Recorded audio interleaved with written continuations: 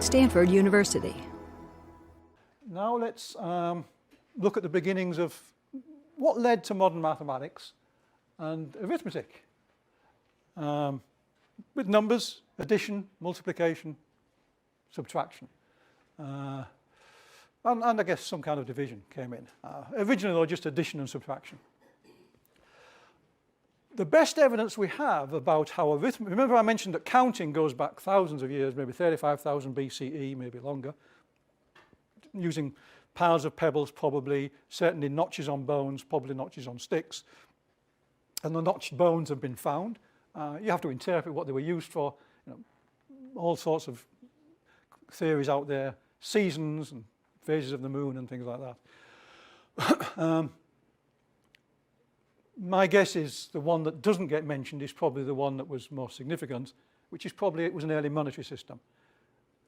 And I say that because the first real evidence we have for abstract numbers was money. Why do we have numbers? It was money, folks. You want to find out where numbers came from? Follow the money. Go back to Sumeria and the Fertile Crescent region, what's now mainly Iraq. And this was about 5000 BCE.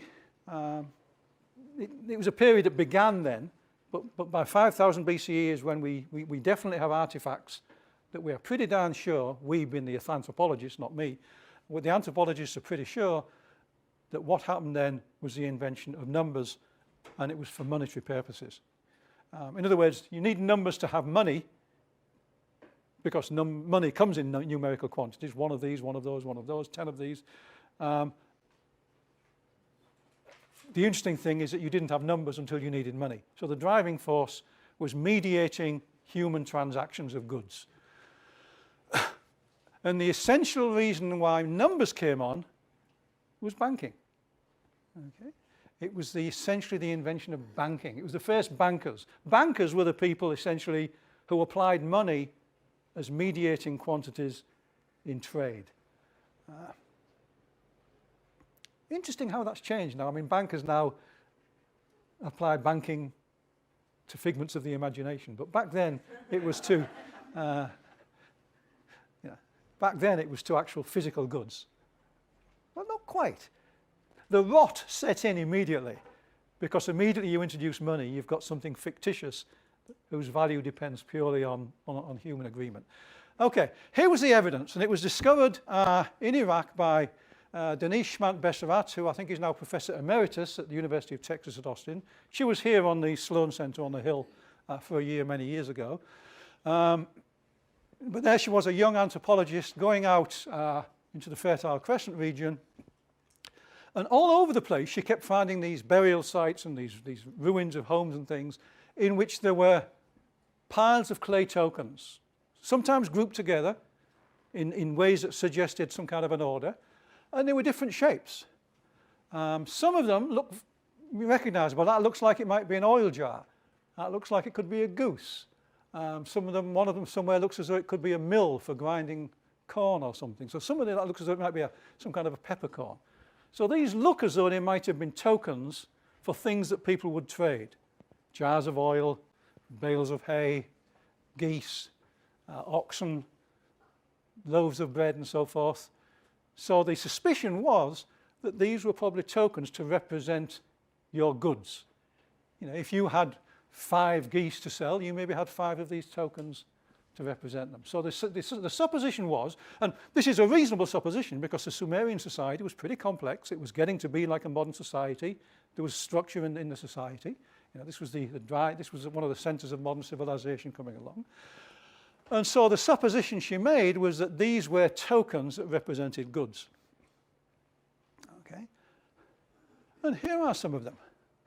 And so if you wanted to trade things, you wouldn't necessarily have to, well, you would have so many sheep and things, but maybe the sheep were in a field, but you had tokens that represented the sheep. So you would so when you trade, you would swap your tokens for somebody else's auction tokens, and then the goods would eventually trade. And so the tokens you had in your hand represented the things you owned. That was your bank account, and it was a collection of tokens, not unlike a pocket full of change. Right? Those were the tokens, except there were different tokens for the different objects with different shapes. Okay, so the next thing you need is a way of keeping your tokens secure, because that was a measure of your worth. And so bankers came along to look after your tokens for you. And what they would do is you'd go along with it. And now I'm telling you the story that the anthropologists came up with to explain what was going on. You had your tokens, the bank kept your tokens. They would take a sheet of wet clay, put your tokens in the clay, fold it up and seal it, bake it in the sun, and there was your secure bank account. All nicely secure, locked away. Okay, now the problem was, of course, if you wanted to trade, you had to break open the thing, take out the things, change them, and reseal it. Good business to be in banking. Constant need for bankers to break open the shells and reseal them and put their stamp on them. Okay, so already the bankers were there hanging on and taking our money in the process. There's 10% or whatever they were taking. So then some entrepreneurial person came along and said, you know, it's fine if we crack open the thing when we're actually doing a trade. But if I'm just making a bid on something, I don't want to pay the banker to sort of break this apart and put it together. If I want to just show my worth, why don't I, before you seal up this thing, take the tokens, impress them on the outside, then put them in and seal it. So on the outside of the sealed envelope, the clay envelope, you've got tokens, indentations of the tokens. So you don't have to break it open to see how many tokens there are. You just need to look at the indentations. That's an advance. Okay. Your worth, so you've interesting areas of abstraction now. We've now got real sheep and real geese and real jars of oil represented by artifacts, tokens. Tokens are then put into an envelope, and the tokens are now represented by marks on the outside. We're about to invent writing. For those people who like to think that mathematics is supreme, as far as we know, writing numbers came before writing words. It all began with numbers, and it was all about money. So they put these tokens on. So you've got abstract markers, symbols representing the tokens, and the tokens representing the objects. So you're already 2 steps removed from the real world, and you've got these tokens. And that was fine for a while. And then after another 1,000 years goes by, and then another entrepreneurial person comes along and says, you know, we don't really need those tokens inside. All you need is 1 token for each kind of object, because you can use the same jar of oil token 3 times if you've got 3 jars of oil. So you just need different tokens to make the indentations, and it doesn't matter where the tokens are. It's really all about the indentations. The tokens don't matter. They're just like the gold in Fort Knox. You know, you and I don't swap the gold in Fort Knox. It's just there. Right? You just go with the tokens. So when you do that, you can think, well, in that case, I don't really need a clay envelope. I can just have a tablet with marks on it. And here is one of the tablets. So these came later, flat tablets with the different indentations representing, and different areas, you know, there'll be different things they're representing. It could well be that the circular tokens in different boxes represented different kinds of things. There's presumably some code, but it got sophisticated, and we have abstract markings on a piece of clay that represents your net worth. And if that doesn't look familiar, it ought to.